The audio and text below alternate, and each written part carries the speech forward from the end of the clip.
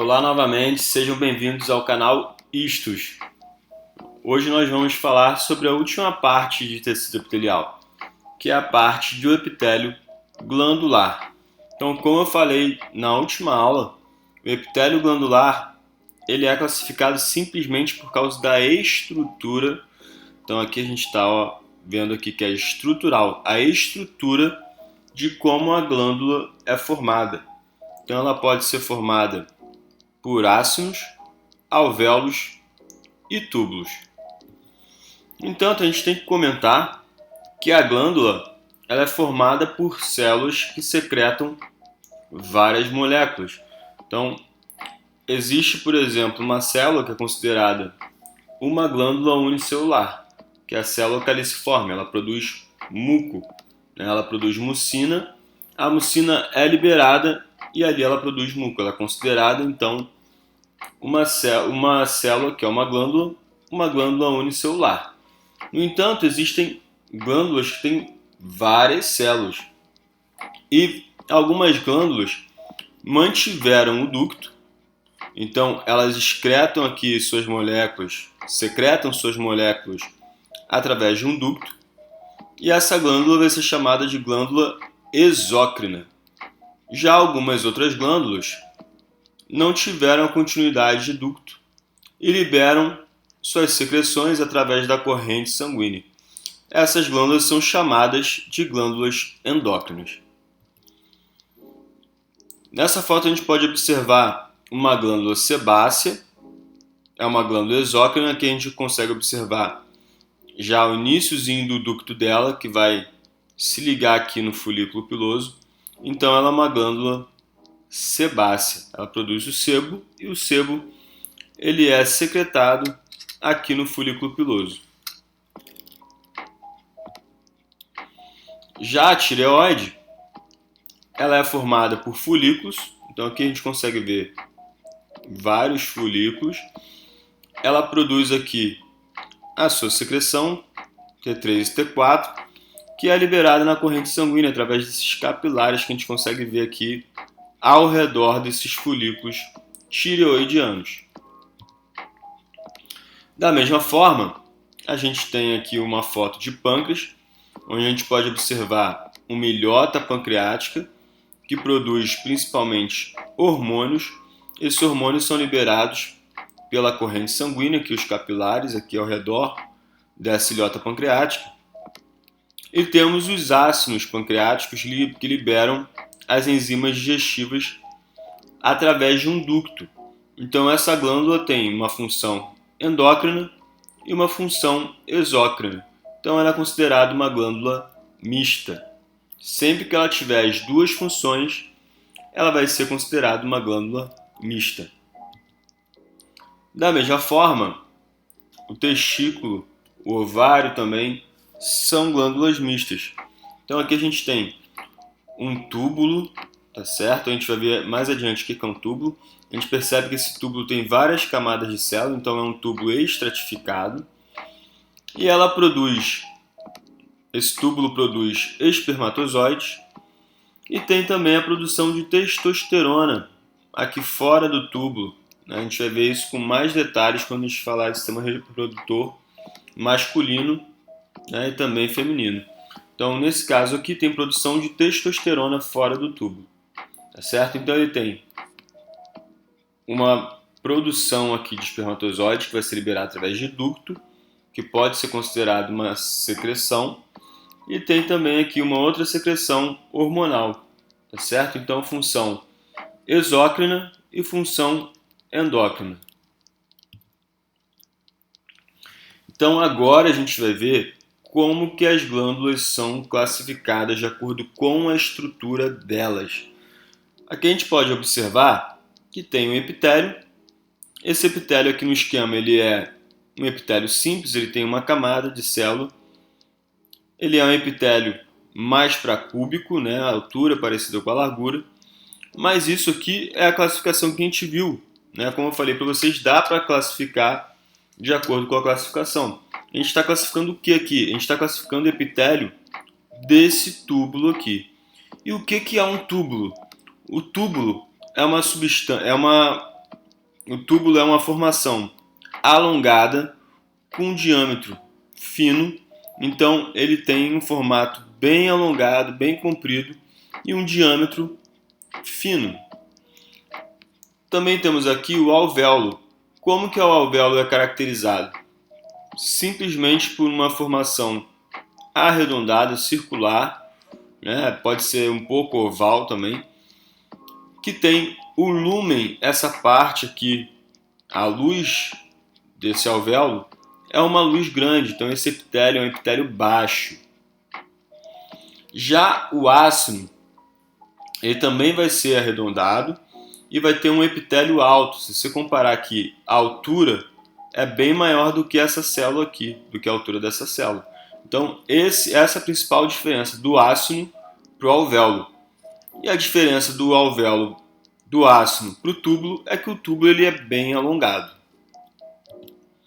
Dito isso, a gente pode observar aqui um túbulo. Aqui nós temos um alvéolo, isso aqui é de glândula mamária. Esse túbulo aqui é de glândula do intestino.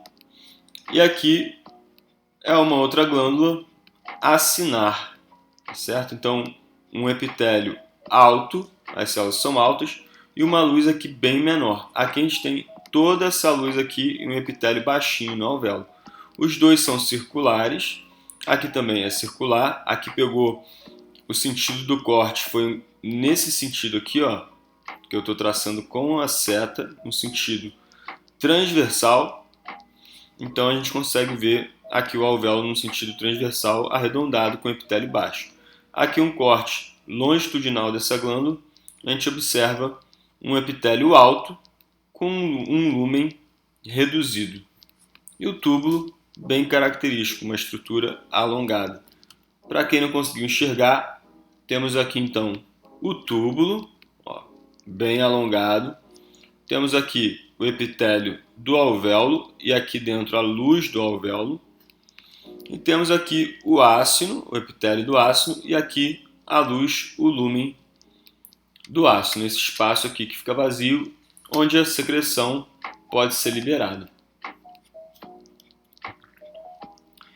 Então, as glândulas elas podem ser classificadas em simples e compostas. A diferença também é bem fácil de observar. A gente pode observar que aqui é uma glândula simples e ela vai ter um ducto. Essa parte aqui amarelada é um ducto nessa glândula.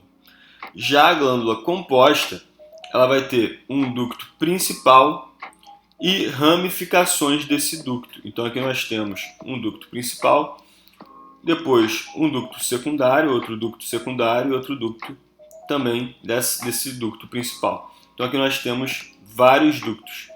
Aqui na glândula simples nós temos apenas um ducto. Essa é a principal diferença. Dito isso, a gente pode entender que as glândulas compostas elas conseguem ter um tamanho maior do que as glândulas simples, porque elas podem ter várias ramificações e formar uma massa maior dessa glândula. Então aqui nós temos uma glândula tubular simples, um ducto, então nós temos apenas uma glândula simples, ela tem formato de túbulo, então ela é tubular. Até aqui nenhuma dificuldade. A glândula simples ela também pode ser classificada como ramificada. E isso acontece quando ela tem um ducto, depois ela tem mais de uma formação final de ácido, túbulo ou alvéolo. Então aqui nós temos um ducto, temos aqui um túbulo, dois túbulos e três túbulos. Então, diferente desse primeiro exemplo, que tem apenas um túbulo, né? Então ela é simples, apenas tubular. Aqui nós temos três túbulos, então ela é simples, tubular, e porque ela tem mais de um túbulo, ela é ramificada. Se ela tivesse aqui mais de um ducto, ela seria composta, como vocês já viram. Parabéns para quem pensou logo em glândula composta quando eu citei o outro exemplo. Também podemos ter aqui, como eu falei para vocês, vários ácidos através de um ducto. Então essa glândula é acinar, porque ela tem aqui a formação final em ácido, e ela é ramificada, porque ela tem 3 ácidos. Esse exemplo vocês já tinham visto, um ducto, 3 túbulos, então uma glândula simples, porque tem um ducto, tubular, porque tem túbulo, e ramificada, porque tem mais de um túbulo. Aqui nós temos 3 túbulos. Então aqui, só para continuar exemplificando, nós podemos observar uma glândula tubular simples, uma glândula tubular ramificada e uma glândula composta. Então a glândula simples ela vai ter um ducto, apenas um ducto, e a glândula composta tem um ducto principal ramificando em outros ductos que vão, aí sim, esses ductos que foram ramificados vão ter a formação final, que pode ser um túbulo, um ácido ou um alvéolo. Então, como eu tinha comentado com vocês, a menor glândula que é considerada é a célula caliciforme, que produz muco. Essa célula pode ser encontrada no trato, no sistema urinário, pode ser encontrada no sistema digestório, reprodutor e respiratório principalmente. Então aqui nós temos a glândula caliciforme. Essa região aqui a gente consegue observar bem o citoplasma dessa glândula. É um citoplasma basofílico, por causa principalmente da mucina que está sendo produzida aqui. A mucina é liberada, é hidratada e vai formar o muco em cima desse epitélio. E por que ela é caliciforme? Porque ela tem a forma de um cálice. Então aqui a gente consegue observar como se fosse um cálice. Para quem não conseguiu visualizar, aqui está a nossa célula caliciforme. Lembrando que ela é uma célula só, tá? Então ela é considerada uma glândula unicelular. Então, aqui é um exemplo de uma glândula acinar composta, que é a glândula salivar.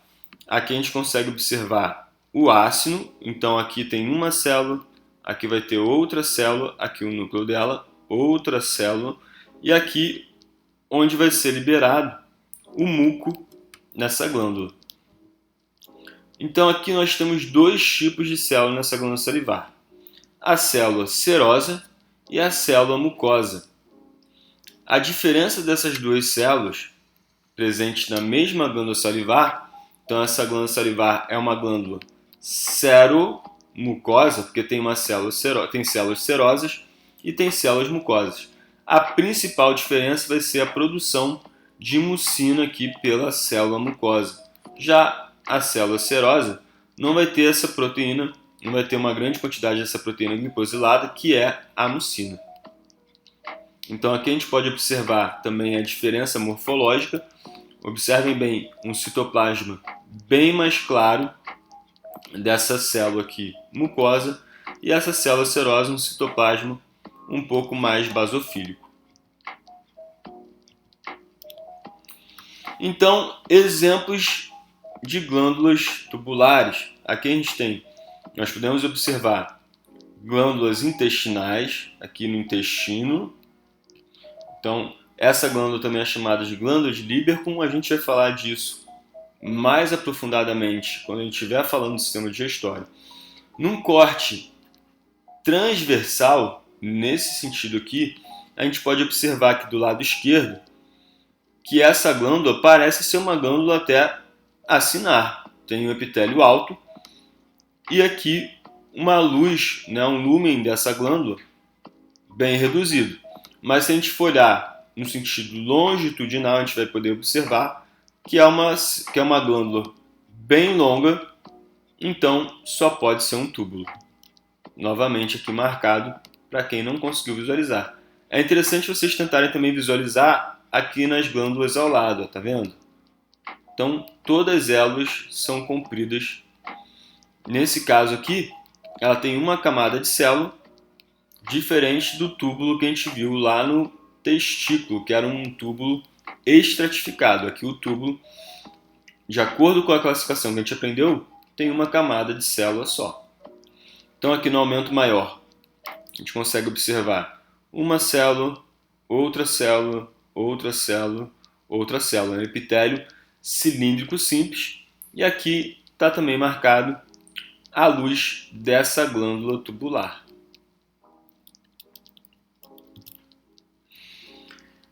Aqui nós temos uma outra glândula tubular, que é a glândula sudorípara écrina. Então ela é toda enovelada. Quando a gente corta, a gente consegue ver várias partes dela, mas essas partes estavam aqui fazendo voltas, se ligando, tá? Como se fosse um fio todo enrolado, né? Um fio assim, um formato circular, todo enrolado, e aí você faz um corte nela. Você vai ver o que? Vários fios aqui de frente para você, basicamente. Então a gente consegue observar aqui esse túbulo, e eles estão aqui dando voltas interligados. Já um exemplo de glândula acinar ramificada é a própria glândula sebácea. Então aqui nós temos a glândula sebácea com um ácino desse lado, outro ácino desse lado. Então a gente pode observar que ela tem dois ácinos. Então ela é uma glândula simples, acinar e ramificada, porque ela tem dois ácinos. Já uma glândula acinar composta, nós podemos citar o pâncreas, como nessa foto, ou então até o próprio fígado. Então aqui temos vários ácinos, são essas estruturas aqui circulares. Pode ser difícil você conseguir observar isso, não é fácil. Então aqui a gente tem outro ácido, aqui um outro ácido. Então aqui seria o lúmen desse ácido e aqui o formato circular desse ácido. É claro que não é um círculo perfeito, né? Biologia não é matemática, mas a gente consegue observar aqui que tem o lúmen e aqui um formato circular desse ácido. Então, uma outra glândula acinar composta é justamente a glândula salivar que a gente estava comentando há um tempo atrás, alguns slides atrás. Então aqui a gente consegue ver o ácido, olha que bonito. Aqui o lúmen dele e aqui as células divididas nesse ácido. Então, um lúmen bem reduzido e uma altura dessas células bem grande em relação aí à largura, bem diferente do alvéolo que a gente tinha observado. E aqui o alvéolo, né? Isso aqui é uma glândula mamária. A gente consegue observar esse epitélio aqui bem baixinho e um grande espaço aqui nesse lúmen. Então vai ter a produção de leite, precisa colocar esse leite em algum local. Ele precisa estar aqui nesse local, que é o lúmen à luz desse alvéolo mamário. Então aqui a gente pode observar a marcação. Observem bem aqui, essa é a altura do epitélio. Aqui tem o lúmen, citoplasma aqui em amarelo e o núcleo em verde dessa célula. E, para completar, temos aqui a membrana basal separando esse alvéolo do tecido conjuntivo, que é o estroma, que está aqui fora desse alvéolo. Ainda nós podemos classificar as glândulas como holócrina, apócrina e merócrina. E aí é interessante a gente observar a origem dessas palavras. Holo vem do grego, que significa todo. Por que todo? Porque no caso dessa glândula aqui, ela vai ter a secreção do tipo holócrina, então ela vai liberar uma célula inteira, uma célula toda, holo vem do grego toda, uma célula inteira como a secreção dela. Então essa classificação que a gente está vendo é de acordo com a secreção dessas glândulas. Já o termo apócrina vem de separar uma parte. Separar uma parte o quê? Uma parte da célula. Então na secreção apócrina, uma parte do citoplasma vai sair junto com a secreção. Tá certo? Então a secreção é aqui no caso essa parte branca, e uma parte do citoplasma, como está sendo evidenciado aqui, vai sair junto com a secreção. Já a glândula merócrina, mero vem do grego, significa uma pequena parte de um todo. Então essa pequena parte vai ser apenas a secreção que vai ser liberada. Então vão ser formadas aqui vesículas cheias da secreção, cheias do produto dessa célula. Essa vesícula vai se aproximar aqui na membrana basal e vai liberar apenas a secreção.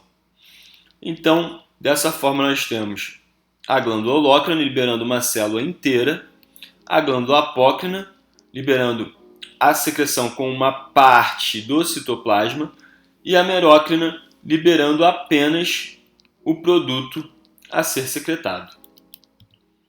Exemplos de glândula holócrina, a glândula sebácea. Então aqui nós podemos observar a célula da glândula sebácea, que se chama sebócito. Aqui está o núcleo e aqui o citoplasma ao redor do núcleo. Esse citoplasma está repleto de lipídios, né? Sebo. O nome da célula, da glândula já fala, glândula sebácea. Então quando ela for liberar, ela vai liberar aqui essa célula inteira como o produto da secreção dessa glândula holócrina. Já um exemplo de glândula merócrina é a próstata. Então a próstata vai liberar apenas a secreção, sem pedaço de citoplasma, sem a célula toda, apenas a secreção que vai ser liberada através dessas células epiteliais que a gente está observando aqui. Citoplasma e aqui o núcleo. Um outro exemplo de glândula merócrina é a glândula sudorípara écrina, que libera basicamente um líquido que é o suor, que a gente conhece, né, no nosso corpo, nós que somos humanos, temos em grande parte do nosso corpo essa glândula aqui, a glândula sudorípara écrina. Já a glândula apócrina também é encontrada na nossa pele, só que em quantidade bem pequena. Então aqui a gente pode observar a glândula apócrina, vai ter a produção da secreção e essa secreção vai sair com um pedaço aqui do citoplasma. Vocês podem observar que o citoplasma aqui, ó, ele está indo junto com a secreção. Ó, aqui também a gente observa a secreção aqui mais escura e um pedaço do citoplasma mais eosinofílico, mais rosinho. Então aqui a secreção mais escura, mais basofílica, e aqui um pedaço do citoplasma mais eosinofílico. Aqui a gente pode observar novamente a secreção mais escura saindo com um pedaço do citoplasma. Então uma glândula sudorípara apócrina, e o tipo de secreção é um tipo de secreção apócrina que a gente chama.